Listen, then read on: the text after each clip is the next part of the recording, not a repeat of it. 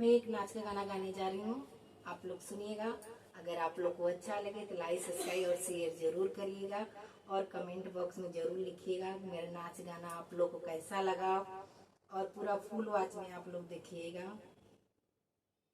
सोने के कटोरिया में तेल हो, सिर के कर दबाई। सोने के कटोरिया में तेल हो, सिर के कर दबाई। सोने के कटोरिया में तेल हो, सिर के कर दबाई।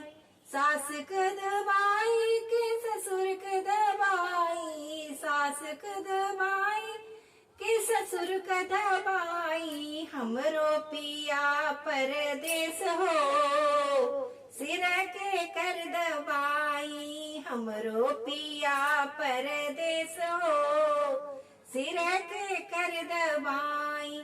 सोने के कटोरिया में तेल हो, सिर के कर दबाई। सोने के कटोरिया में तेल हो, सिर के कर दबाई। जेठ क दबाई, जेठान क दबाई। जेठ क दबाई, जेठान क दबाई। हमरो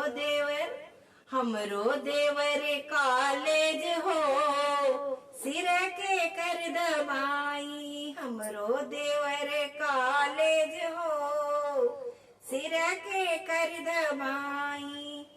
सोने के कटोरिया में तेल हो, सिर के कर दबाई। सोने के कटोरिया में तेल हो, सिर के कर दबाई।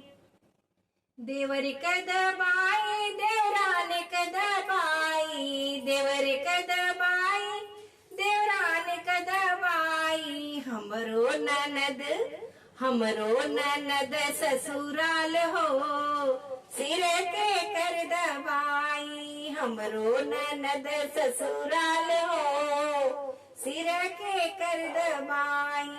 सोने के कटोरिया में तेल हो, सिर के कर दबाई। सोने के कटोरिया में तेल हो, सिर के कर दबाई। सोने के कटोरिया में तेल हो, सिर के कर दबाई। सोने के कटोरिया में तेल हो, सिर के कर दबाई।